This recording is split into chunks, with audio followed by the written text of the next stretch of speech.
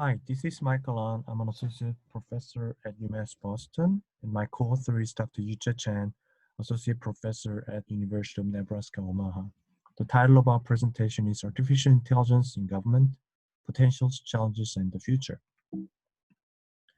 Today, we would like to survey the landscape of current AI use in government, identify some of the common and key features and functions that are used in the public sectors, and we'll discuss some of the key challenges and issues that needs to be addressed regarding AI that is consistent with the theme of this panel. And we'll close with some implications, discussions on some implications of AI in public administration. First, the definition. There are multiple definitions about AI, and here are some examples. But one thing about the definition is that there really aren't any widely used and accepted definition of artificial intelligence. And I think the one I like the most actually is an answer from a Siri and Google Assistant when I ask what AI is, and it goes something like the theory and development of computer system able to perform tasks that normally require human intelligence. The difficulty is in identifying intelligence. I mean, artificial intelligence is intelligence that is artificial. So um, there's a difficulty in, I think, defining the term intelligence in the first place. Hence, it's difficult to define artificial intelligence, but it's something like a constructed consciousness, intelligence or human intelligence that is created in an artificial way in some areas, like here in virtual perception, speech recognition, decision making, and so on. With the ambiguity in the definition of artificial intelligence, however, there's a, I think, rising field of, I think, groupings of technology that we call artificial intelligence. Although the definition is vague, there are technologies that are being used under this umbrella of artificial intelligence. And some of them, I think you're familiar with, are already used and fully developed and used, such as machine learning, deep learning, pattern recognition, and so on, and chatbots.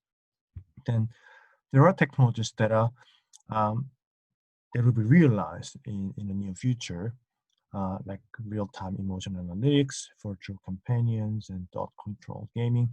And there are technologies that will be developed further into the future, such as neuromorphic computing, cognitive cybersecurity, and robotic personal assistants, and so on. I think this diagram by Cahalan Innovation really provide a nice overview of the groupings of technology that we call artificial intelligence, and we do cover some of this in our presentation.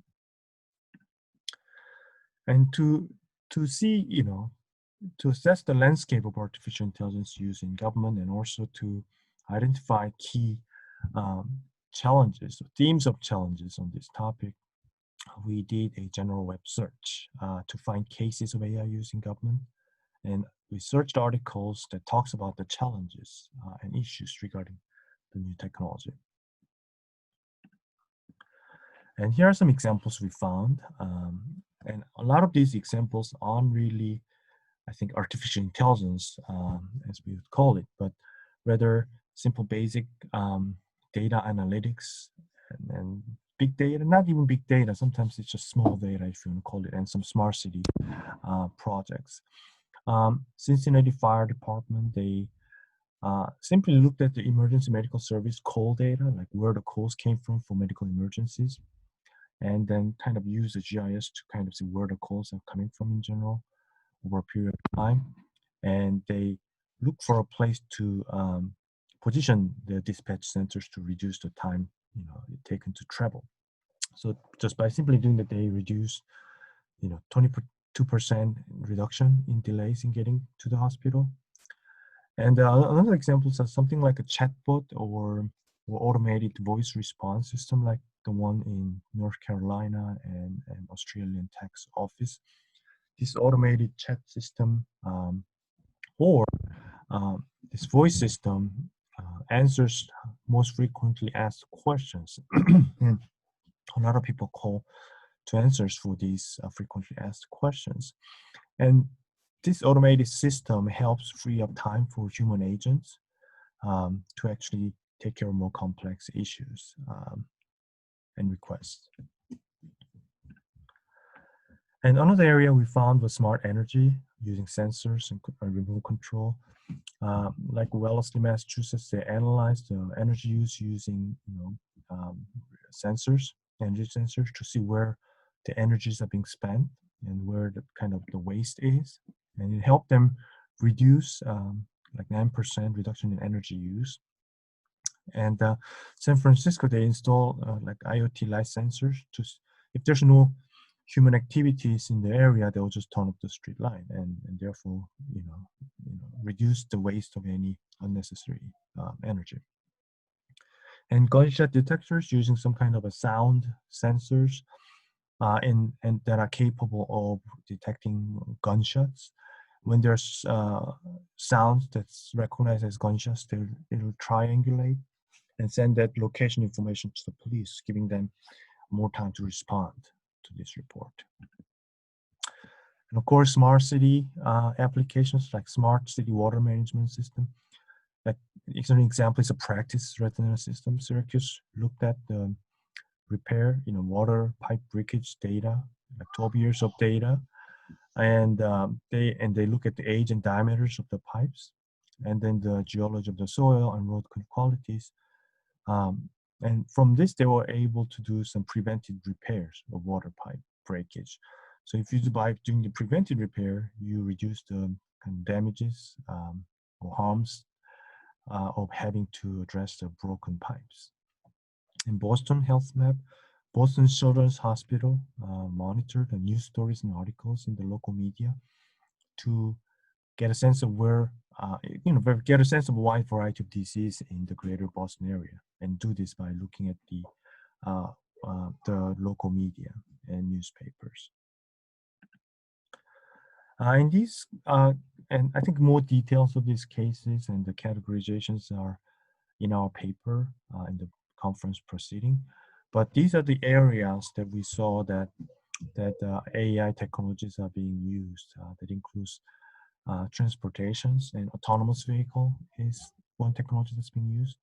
City management, smart city management, smart government.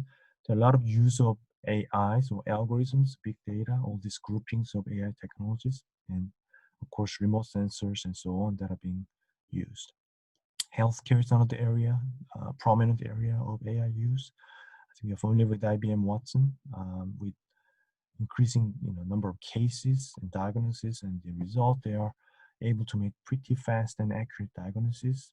And cybersecurity was another area that with automated system and with data and cases, it will be able to help reducing cybersecurity issues. And another area that I won't go through all this is predictive justice. I think there is an application that already in use where sentencing was based on big data analysis, and of course this opened up the question of the bias in the data, and then I think that is legally challenged. And automation, of course, significantly improve the time response of the government. USPS, for example, been using automated handwriting recognition system to read handwritten addresses. And the other areas include computer vision, data management, and we've seen some chatbots and so on. These were application areas of AI technologies. And what we noticed was AI has been in use for some time in government, and now it's really accelerating at an exponential rate with rapid development on these groupings of AI technologies. Looking at these examples, I think some of our thoughts on these are, as I mentioned, these are not artificial intelligence per se. They are somewhat basic, rather some kind of data-oriented or data-driven analysis, at least a trend toward it. And we saw increasing use of IoTs for continued data stream and understanding the environment, and also be able to adjust to the environment on a real-time basis, remote sensing, remote control.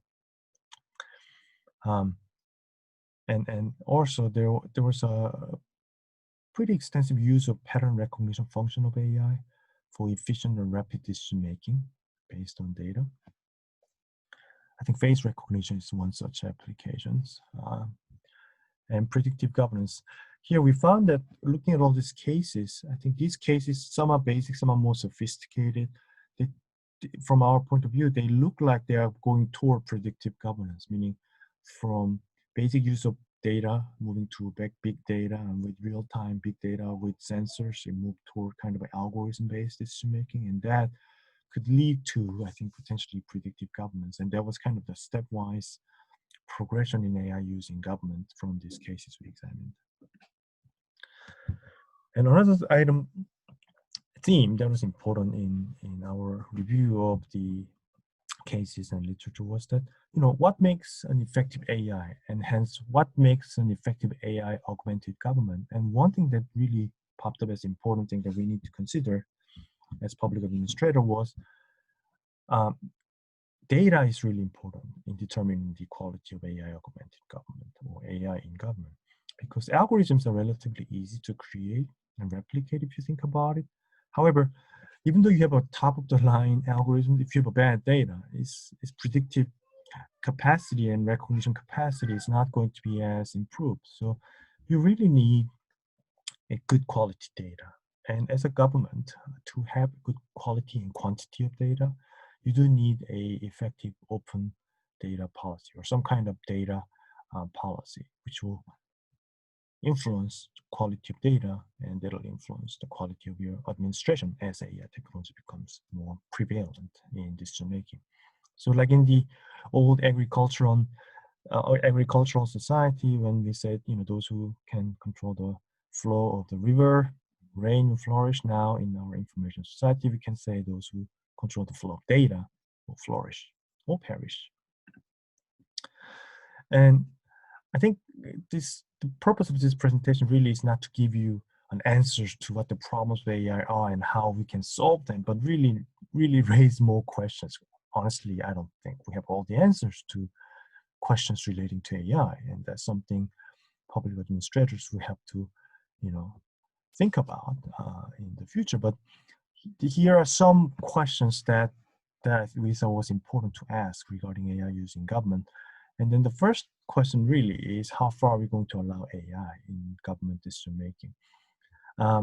Again, these themes are looking at AI in government in the far end of future. So it's not like right now. This question which sounds a bit premature, but if you think about, the rate of AI technology development and its increasing applications, if we look kind of further into the future, and as data and algorithms become more sophisticated and more of these are used in government, this will become more relevant question. The first question is, humans are not the best role models. Humans don't always make the best decisions, runs into dilemmas and conflict, and we sometimes make outright bad decisions. And at one point in the future, AI will have, I think, almost near full information on a given topic. With IoTs and real-time data feed and past data and case examples, they probably are better informed than any one human individual can. And it'll see us making decisions, and it'll see that the decision is inferior to its own decision. So if that happens, we need to decide, I think from the onset and the beginning of AI, we need to decide the boundaries. Are we going to use AI and its advice as helper or consultation, or are you going to use that as ultimate decision making? And I'm asking this question in on the context of people who increasingly say AI makes better decision, knows better, and even say it's not political, although its decision will ultimately have some value judgment in it. And then there could be a movement that we should make AI make the ultimate decision. So it's a conscious decision we have to make. Are we going to allow that? Or are we going to stop saying AI, however good it may be, it'll be human agents who make that end decision, and it'll become increasingly more important question. And also that's because AI, and the policy decision making it makes will have inherent value judgment embedded in it. All public policy decision makings have certain value judgment. It has questions on what is right and wrong, what is good and bad. And all these questions, good and bad, right and wrong, has the question of who is the stakeholder here, right or wrong for whom, right? Good and bad for whom? and then AI will be making a decision on that. And we need to be mindful and have a good oversight on for whom these decisions are being made. So I think it kind of revisiting the Asimov's the rules of robotics, but I think here, I think the prudent recommendation we would make is that we do need to make, given all the uncertainties relating to AI decisions, that humans should remain a superclass and AI as subclass. That AI's criteria of decision making really is human happiness or human well-being and welfare. And that has to be the ultimate criteria for decision making. I think the Asimov's rule speaks to that. But I think the interesting, like one of my students, I think we were discussing this in our MPA program. And then you know what happened? And I think there's a movie called I, Robot. They basically um, removed all human beings because they're threats to humans themselves. So I think one remedy, just as a side note, is that that robots do not work for the benefits of humanity as a group, right? But individual human beings. So it's like, I think, to quote a term, it's not love your humanity, but it's like love your neighbor. So if that's kind of the axiom, then they cannot do what iRobots did, I guess. I'm just sorry, the side note of that. But anyway, the point really is that we need an oversight on how, for whom the AIs are making decisions in terms of value judgment. And I think we need to set a boundary as to how far AI is going to go, and as a subclass rather than a superclass. Just closing discussions on this, I think there seems to be no turning back on AI. It's increasingly being used in government, and I don't think it's any option for any government to actually go back on AI. Just like computers, like there is no going back on computers. We can't say like, okay, we're going back to paper and pencil. And I think AI seems to be the case. It's the next generation revolution, and government will have to embrace it to improve its and maintain and improve its effectiveness, but with some caveats, some of which we've discussed now. It will inevitably dramatically improve the quality and speed of government decision making with more data, with more accurate and high quality data. It'll help government make better and quicker decisions. But we do need to decide how far we are going to allow AIs in decision making, in what areas, because as we know, more and more important aspects of government decisions making incorporate AI technologies. And one important theme that came up, as we just discussed, was the ethical boundary of AI. There should be some oversight in how AIs and algorithms are making decisions. And as humans, we need to set ethical boundaries for AI use. And we discussed the importance of data quality and quantity, and need for some kind of open data policy that will facilitate productions and dissemination of data, the relevant data. And another thing is something we thought about. As AI and algorithms and big data becomes more important in determining the quality of public administration, we may need a dedicated government function or department to address the questions relating to AI and algorithms and big data. Some of the questions on ethics, and then the stakeholder value judgments, and just kind of having an oversight on the algorithm, the way it functions. We probably need a dedicated department for that in the future. And another question I didn't get to discuss here in the presentation is that we do need a kind of system of accountability. If AI makes a mistake and it results in some harm on the citizens, what are you going to do about it? I mean, are we going to say AI, so we can't do anything about it? Are we going to create some kind of accountability system? And I think one topic that was discussed in our literature was that there was a discussion of granting legal personality to AI if it makes a mistake. So that's another area that we certainly need to discuss. And just on closing, I think AI presents us an interesting opportunity and challenges. And looking at a broader public administration history, I think there were some important frontier technologies like steam engines and then electricity and then computers that transformed the society. With this transformation of society, it required different form of government and governance system. An example is Max Weber's bureaucracy, which we still use, was response to the transformation from agricultural society into industrial society with development of steam engines and subsequent social transformation. And we think AI is that disruptive technology moving from our current information society based on computers and internet. Now we are moving into more AI-based society.